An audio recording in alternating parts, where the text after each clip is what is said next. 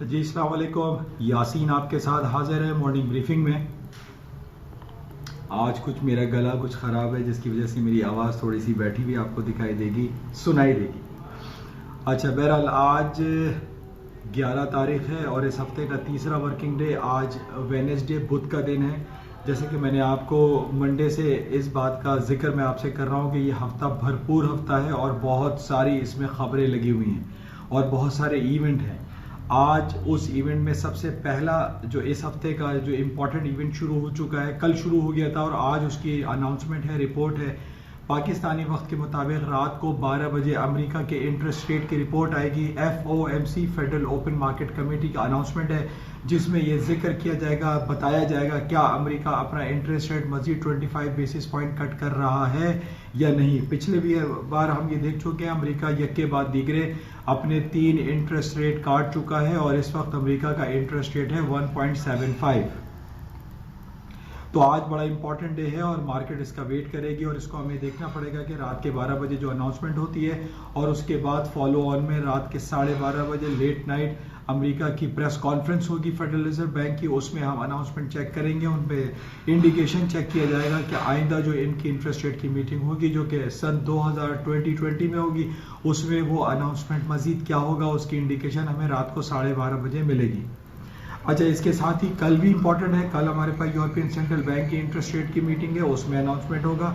और कल हमारे पास 2 ही इंपॉर्टेंट चीज़ें हैं और कल 12 दिसंबर है और 12 दिसंबर को बरतानिया में इलेक्शन होने वाले हैं और उसमें यह फैसला होगा कि क्या आया लेबर पार्टी जीतती है या कंजर्वेटिव पार्टी। बहरहाल ये कल के सिलसिले हैं, लेकिन उससे पहले आज भी हम ये देख रहे हैं अक्रॉस दी पूरे यूरोप में और ख़ास तौर पे बरतानिया में इसकी बहुत ज़्यादा बातें हो रही हैं और बहुत ज़्यादा लोग कोशिशों में लगे हुए हैं कि लेबर पार्टी जीते तो कोई कहता है कि कंजर्वेटिव पार्टी जीते। बहरहाल इस पूरे इलेक्शन का जो मेन एजेंडा है वो बरतानिया का यूरोपियन यूनियन से अलहदा होने के हवाले से है। जैसे कि मैंने आपसे पहले बताया था कि अगर लेबर पार्टी जीत जाती है, जिसके इम्कानात 50-50 हैं, और अगर जीत जाती है तो बरतानिया यूरोपियन यूनियन से अलहदा नहीं होगा। तो बहरहाल ये आइंदा देखा जाएगा, लेकिन अभी तो बहरहाल हमारे पास आज की जो इम्पोर्टेंट इवेंट है वो है FOMC जो कि रात के 12 बजे अनाउंसमेंट होगा। अच्छा, उसके अलावा जो 3-4 दिनों से हमारे पास एक बड़ी नेगेटिव खबर चल रही है इंडिया के हवाले से।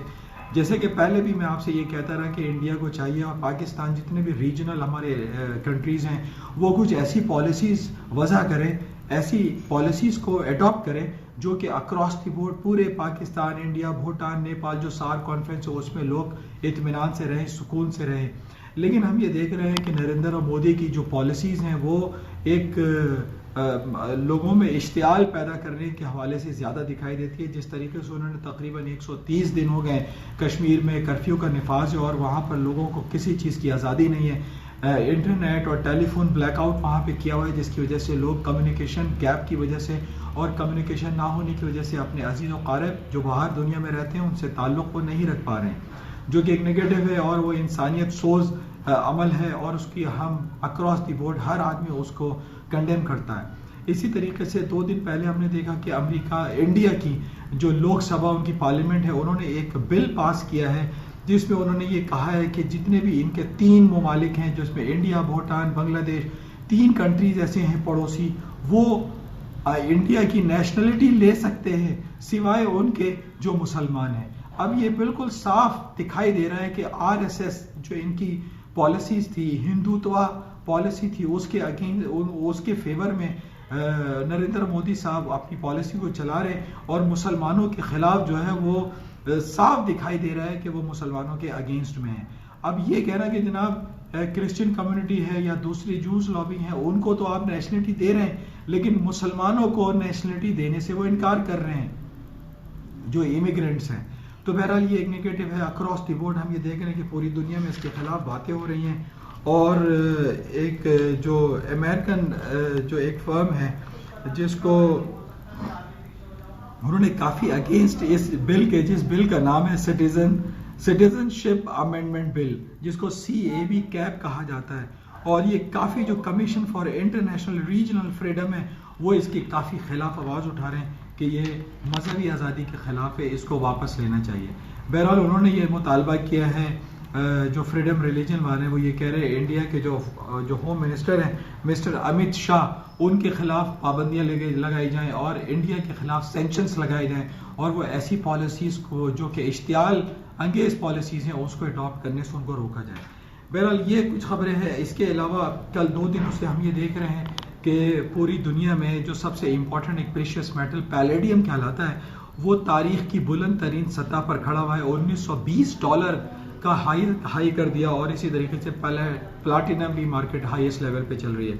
अब पैलेडियम और प्लाटिनम की ज़्यादा महंगा होने की जो वजह है वो ये है कि ये ऑटो कैटलिस्ट के तौर पे इस्तेमाल होता है और पिछले दिनों हमने देखा था कि वॉक्सवैगन जो गाड़ी है जर्मनी की उसके ऊपर पाबंदी लगाई थी क्योंकि वो उसमें से एक गैस रिलीज होती है जिसको एमिशन जहरीली पॉइजनस गैस रिलीज हो रही थी, लोग उसके ऊपर पाबंदी लगाई गई थी। लेकिन ये पैलेडियम जो मेटल है, जो प्रेशियस मेटल भी है, ये एक ऑटो कैटलिस्ट के तौर पे इस्तेमाल होता है और कहा यह जा रहा है कि ये मजीद महंगा होगा और $2000 से $2500 तक इसकी कीमत जा सकती है। अच्छा, इसी वजह से हम ये देख रहे हैं कि सोने चांदी की कीमतों में भी थोड़ा सा इजाफा देखने में आया है। तो बहरहाल इसको हम मजीद देखेंगे। अच्छा, इसी के साथ ही ये हफ्ता जैसे मैंने आपसे कहा बड़ा इंपॉर्टेंट है। हमारे पास जो खबर आ रही है जो 3-4 महीने पहले ये ट्रम्प साहब ने ऐलान किया था कि वो 15 दिसंबर तक चाइनीज इंपोर्ट पर जो है वो पाबंदी नहीं लगाएंगे, यानी चाइना की जो इंपोर्ट्स हैं जो अमेरिका में होती है उसके ऊपर टैक्स नहीं लगाया जाएगा। लेकिन उसकी 15 दिसंबर डेडलाइन आ रही है। अब 15 दिसंबर को, जैसे मैंने आपको 3-4 महीने पहले भी ये कहा था कि 15 दिसंबर पे ये एक्सटेंड कर देंगे। उसकी वजह ये है कि अभी क्रिसमस हॉलीडेज आने वाली हैं और ये वो नहीं चाहते अक्रॉस द बोर्ड पूरी दुनिया में कहीं टेंस हालात क्रिएट हो।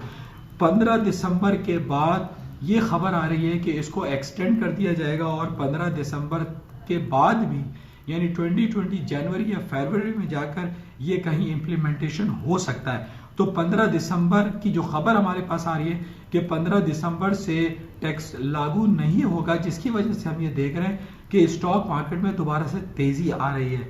अच्छा, दूसरी वजह यह है कि अमेरिका अगर आज अपना इंटरेस्ट रेट अनचेंज भी छोड़ता है तो वो भी पॉजिटिव होगा और अमेरिका की स्टॉक मार्केटों में मजीद तेजी आ सकती है। और अगर 25 बेसिस पॉइंट अमेरिका ने इंटरेस्ट रेट कट कर दिया तो ये बहुत ज्यादा मार्केट इस पे तेज हो सकती है, स्टॉक मार्केटों में तेजी आ सकती है। अच्छा, इस बेसिस पे हमने ये देखा है कि जब भी स्टॉक मार्केट हाई पे आ जाती है या अमेरिका अपना इंटरेस्ट रेट कट करता है तो गोल्ड की कीमतें नीचे आती हैं, करेंसीज जो है वो हायर साइड पे चली जाती हैं। लेकिन चूंकि अक्रॉस द बोर्ड जो जियो पॉलिटिकल सिचुएशन चल रही है वो काफ़ी गंभीर है, जिस तरीके से बरतानिया में इलेक्शन के हवाले से जो सिलसिला चल रहा है और इम्पीचमेंट के हवाले से जो बातें चल रही हैं, तो मार्केट इसको बहुत ज़्यादा मिक्स ले रही है। लेकिन ओवरऑल जो सिनेरियो है वो हमें पॉजिटिव दिखाई दे रहा है और ये गुमान है, ये अंदेशा है कि अमेरिका की स्टॉक मार्केट इस सांता रैली के हवाले से भी हायर साइड पे रहेगी। तो बहरहाल ये इंपॉर्टेंट है। और अब आज और कल में जिस तरीके से इम्पीचमेंट के हवाले से बहुत ज़्यादा बातें चल रही है कि अमेरिका में जो है वो ट्रम्प साहब के ऊपर घेराव तंग होता चला जा रहा है और उनको कहीं ना कहीं किसी मुकाम पर ला के इम्पीचमेंट पे बैठाया जाएगा, तो इसको भी हम देखेंगे। लेकिन मैंने जैसे पहले भी आपसे कहा था कि इम्पीचमेंट अगर हो भी जाती है तो ये कोई नेगेटिव इम्पैक्ट नहीं होगा और अमेरिका की स्टॉक मार्केटें मुस्तकिल ऊपर की तरफ रहेंगी, क्योंकि हमारे पास जो अमेरिका की बड़ी बड़ी कंपनीज हैं जो कि फैंग ग्रुप कहलाती है, जिसमें Apple, Amazon, alphabet, Google, Facebook और माइक्रोसॉफ्ट हैं, जो कि $1 ट्रिलियन कंपनीज हो चुकी हैं, इनकी तमाम रिपोर्टें हमारे पास बेहतरीन आती हैं, जिसकी वजह से हम ये नहीं कह सकते कि स्टॉक मार्केटों में कोई मंदी आएगी। अच्छा, इसके अलावा पाकिस्तानी स्टॉक के हवाले से 2 बड़ी अच्छी खबरें हमारे पास हैं। जैसे कि मैं आपको काफ़ी दिन से ये कह रहा हूँ कि जब से 28,000 से पाकिस्तान PSX इंडेक्स उठना शुरू हुआ है उसके बाद तकरीबन 41,000 तक आ गया और मजीद इसमें ऊपर जाने का पोटेंशियल बहुत मौजूद है। कल की रिपोर्ट हमारे पास ये है कि पाकिस्तान के जो रेमिटेंसेस हैं, जो बाहर से लोग हमारे पाकिस्तानी हजरात पैसे भेजते हैं, उसमें 9.35% इजाफा हो गया है, जो कि बहुत अच्छा शुगून है, जो कि ये इंडिकेट करता है कि पाकिस्तान में मजीद रेमिटेंसेस आएंगी और डॉलर की कीमतें की जो हाईएस्ट लेवल पे गया था $165 पर डॉलर, तो वो गिरते गिरते 150 की भी इंडिकेशन मौजूद है। जिस तरीके से हम ये देख रहे हैं कि रोज बरोज या वीकली बेसिस पे हमारे रेमिटेंसेस में या हमारे फॉरेन करेंसी रिजर्व्स में इजाफा हो रहा है। अच्छा, इसके अलावा ये खबर आ रही है कि अगले महीने जनवरी से पाकिस्तान PSX इंडेक्स में सर्किट ब्रेकर रूल लागू हो जाएगा और 4% पे, चाहे वो स्टॉक 4% प्लस में जाए या 4% डाउन हो, उसमें लॉक लग जाएगा और पाकिस्तानी स्टॉक के जितने भी इंडिविजुअल स्क्रिप्ट है वो लॉक हो जाएंगे और वो वेरी नेक्स्ट डे दूसरे दिन खुलेंगे। तो ये भी एक अच्छा पॉइंट है। और जिस तरीके से पिछले दिनों हमने ये सुना था कि शंघाई की जो कंपनी है वो पाकिस्तानी स्टॉक एक्सचेंज में ट्रेडिंग एंड सर्वेलेंस सिस्टम लागू करने जा रही है, जो कि एक पॉजिटिव एटीट्यूड है। तो इस वजह से हम समझते हैं कि पाकिस्तानी स्टॉक एक्सचेंज में भी पोटेंशियल बहुत ज़्यादा है और इसमें इन्वेस्टमेंट अपॉर्चुनिटीज़ बहुत ज़्यादा है और इसको अवेल करना चाहिए। इसके अलावा जो करेंसी में स्टॉक जो ब्रिटिश पाउंड है और यूरो की जो करेंसी है, इसमें कोई बड़ी मूव हम नहीं देख रहे हैं और उसकी वजह सिर्फ यही है कि कल बरतानिया में इलेक्शन है और पूरा यूरोप इस बात पर नज़र रखे बैठा हुआ है कि कल यूरोप में जो इलेक्शन होंगे, जिसका पाकिस्तानी वक्त के मुताबिक फ्राइडे अर्ली मॉर्निंग तक रिजल्ट अनाउंस हो जाएगा, उसमें हमें यह देखना है कि क्या लेबर पार्टी जीतती है या रूलिंग कंजर्वेटिव पार्टी जो बोरिस जॉनसन की पार्टी है, जो कि ये चाहती है कि बरतानिया को 46 ईयर्स के बाद यूरोपियन यूनियन से अलहदा हो जाना चाहिए। बहरहाल इस पर नज़र रखेंगे और देखेंगे कि मजीद मार्केट में क्या होता है। लेकिन आज सबसे इंपॉर्टेंट हमारे पास रात 12 बजे रहेगा, जिसमें अमेरिका अपने इंटरेस्ट रेट का अनाउंसमेंट करेगा। इंशाल्लाह आपसे राब्ते में रहेंगे और देखते हैं सारा दिन मार्केट में क्या खबरें रहेंगी और मार्केट किन लेवल्स पे चलेगी। जाते हुए मैं आपसे ये ज़रूर रिक्वेस्ट करूंगा कि इस यूट्यूब चैनल को प्लीज़ सब्सक्राइब ज़रूर करें। Thank you.